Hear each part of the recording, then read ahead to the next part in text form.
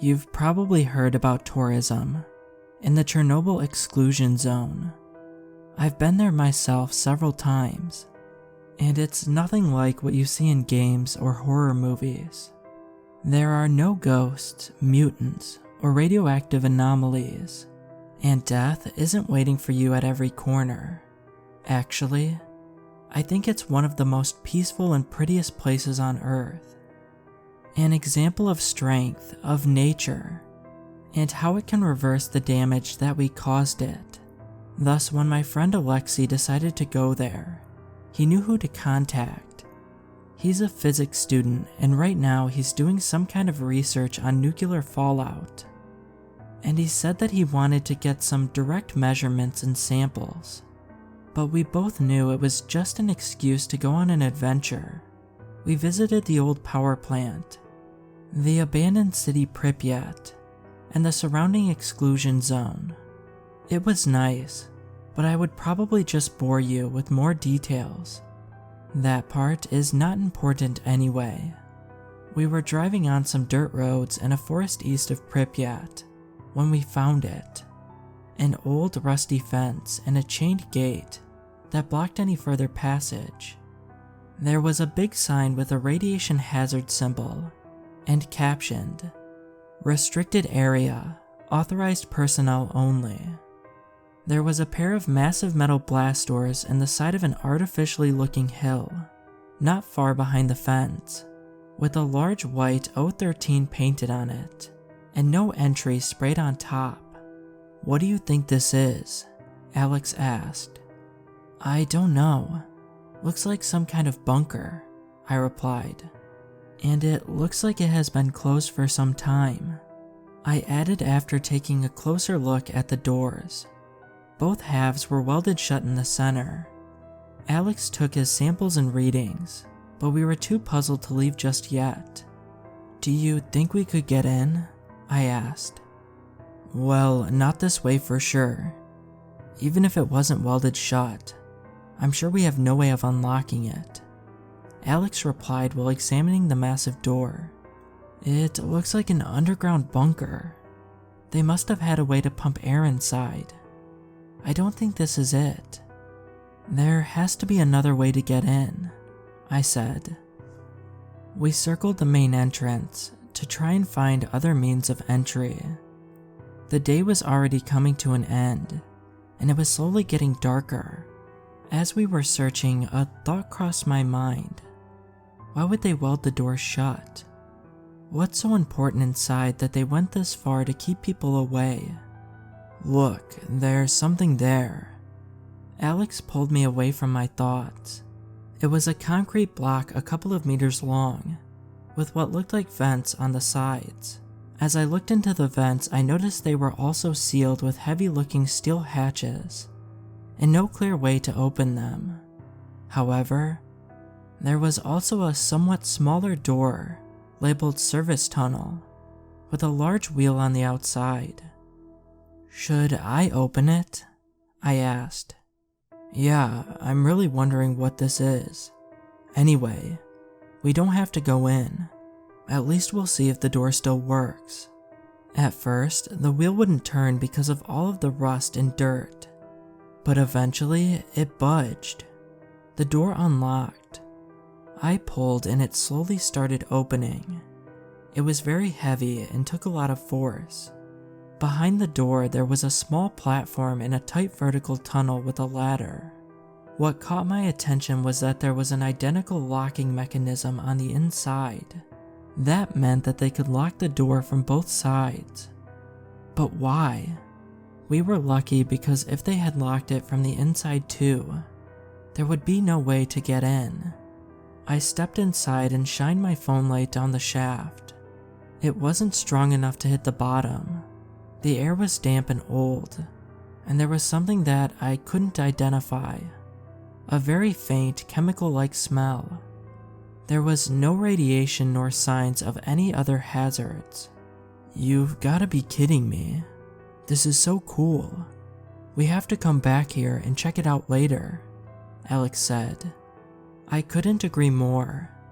It was almost dark now, so we resealed the door and called it a day, but we promised ourselves to return. I immediately tried to do some research when I got home, unfortunately with no success. I even tried to call Pavel, a friend of mine who knew the area better than me. Actually, it was him who brought me there for the first time. He couldn't help me either, but promised to ask around. I told him about our plan and asked him if he wanted to go with us, but unfortunately, he was out of the country for a while. A week later, we packed our gear and went on with it. We brought some rope, heavy flashlights, glow sticks, Geiger counters, waterproof clothes, an oxygen meter, and a small emergency scuba tank just in case. And yeah, we're not stupid, so we told our relatives and friends about our trip and when we're expected to return. We closed the door behind us as we descended down the access shaft. We couldn't know what was down there, and we didn't want to cause a radiation leak or something like that. We eventually dropped down into a concrete tunnel which enclosed the air vents and some smaller pipes. There was obviously no power and thus no lights. Good thing we brought our own.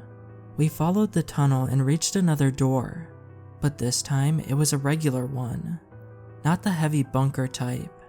We went through and entered a room with 4 large air pumps and some electrical equipment and controls. The ventilation shaft split into 2 large ones that ran straight into the ground and 2 smaller ones that went straight across the room, where there was another set of doors. Behind the doors there was a large hall with numerous boxes, crates, and other cargo just laying around. There was also a security checkpoint. Behind the checkpoint we found the main door that we had seen from the outside. Just next to it there was some heavy lifting equipment. We returned through the checkpoint and took a look at a set of elevators. There was a simple map with a layout of the facility floor by floor. We were on floor 0, main entry hall. There were another 4 floors below us. Floor -1, offices, security, and recreation. Floor -2, secure laboratories. Floor -3, accelerator, clean room, decontamination chamber. Floor -4, experiment site. The map was titled Object 13. It wasn't a military bunker. This was a research site. We took a set of stairs since the elevators were of no use without power. An unsettling thought brushed my mind as we were descending. They probably were moving some supplies, and then left them there and took the equipment to the main door. Were they trying to get out? I stepped on another stair step, but something rolled away under my foot. I lost my balance and fell on my back. My pack luckily absorbed the impact. I looked under my feet to see what caused my fall. Empty bullet casings.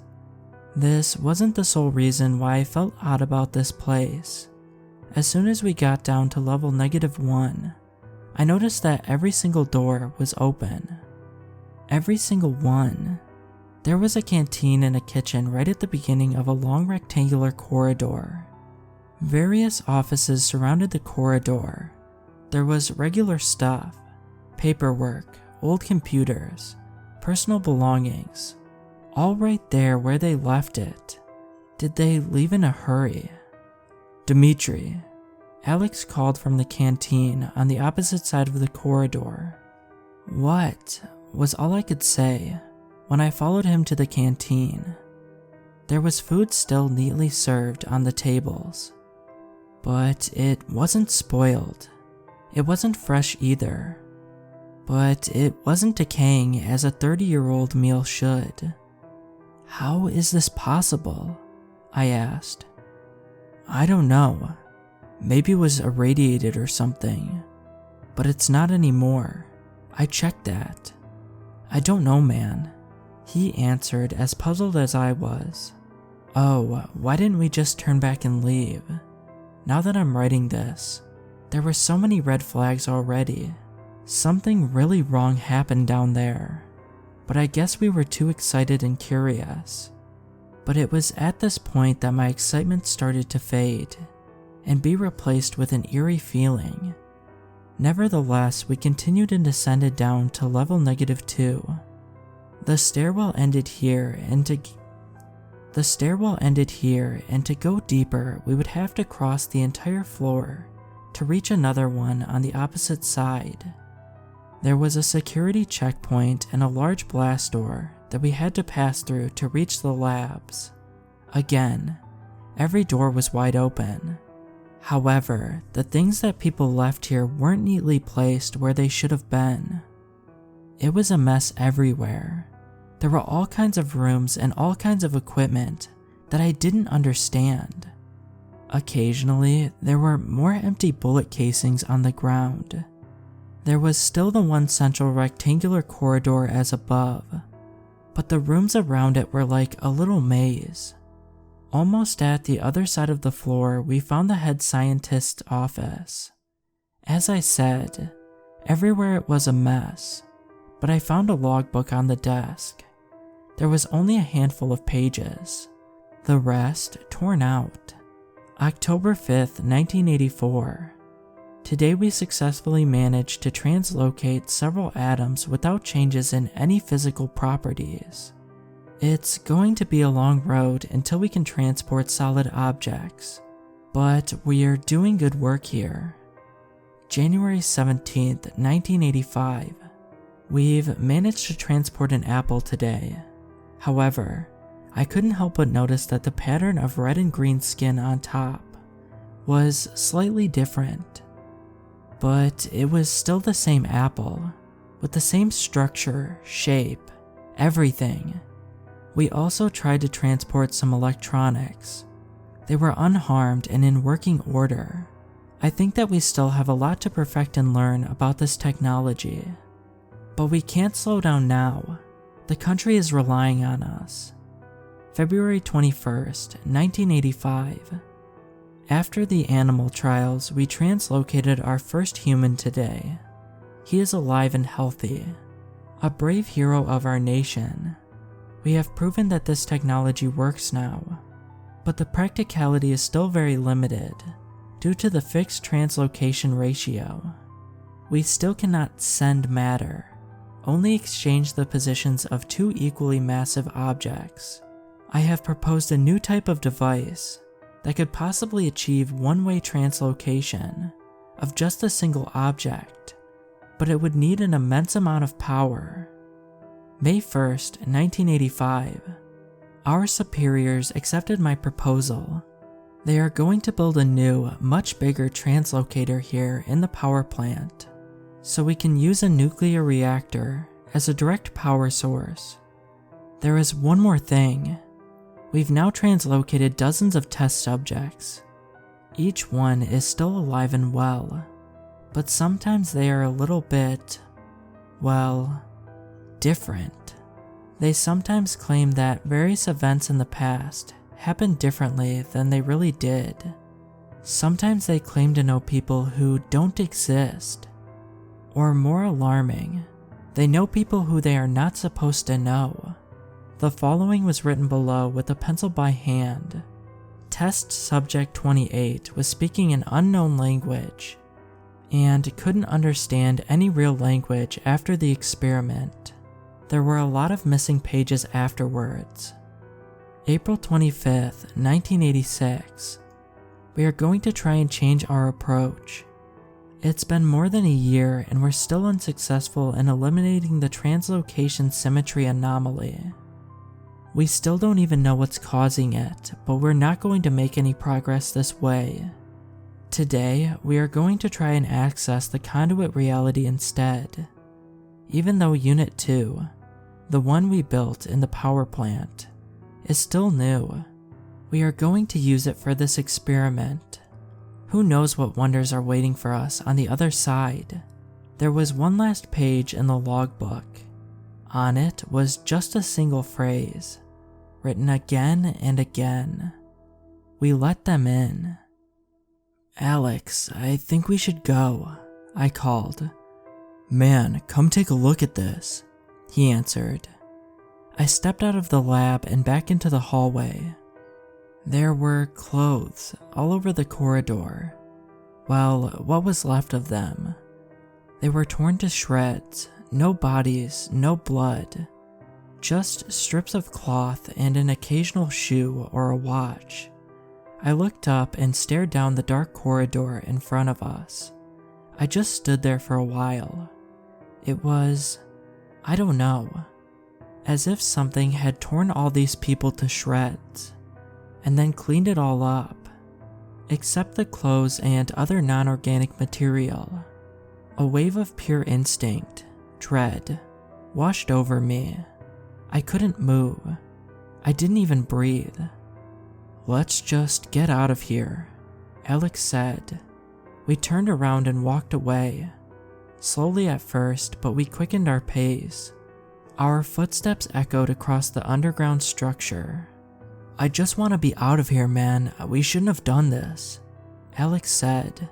I didn't tell him about the logbook, but my thoughts were cut short after a sudden realization.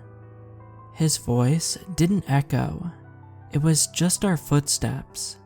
I think he realized it too, because we both stopped and listened. Nothing.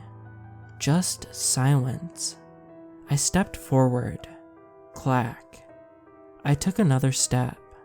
Clack. There was this door just in front of us, and I forced myself to try something. I closed it behind us as we passed it, and placed a glass beaker that I found on the ground on top. I took a step forward. Silence. It was just an echo after all, I thought. We walked away carefully at first, but then we once again quickened our pace. We turned around a corner, and then it happened. Crash. The glass shattered. Someone or something just opened the door. We dropped our gear except for our lights, and ran as fast as we could. I didn't even know I could run this fast. I always try to be a tough guy, but I was never so scared in my life. Our footsteps didn't echo anymore. Or better said, they weren't in sync with ours anymore. Something was running after us. Each second, it was getting closer and closer. As soon as we reached the security checkpoint, we started closing the door. The rusty joint of the door squealed in protest, but we pulled with all of our strength. We almost had it closed when we heard a loud, guttural and unnatural growl. The door slammed shut and I threw the wheel to the locked position. My heart was pounding so hard that it was all I heard for a while. No. Wait. It wasn't my heart.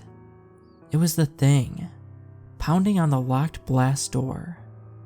We were running again. We reached the stairwell and ran up, taking 2 to 3 steps at once.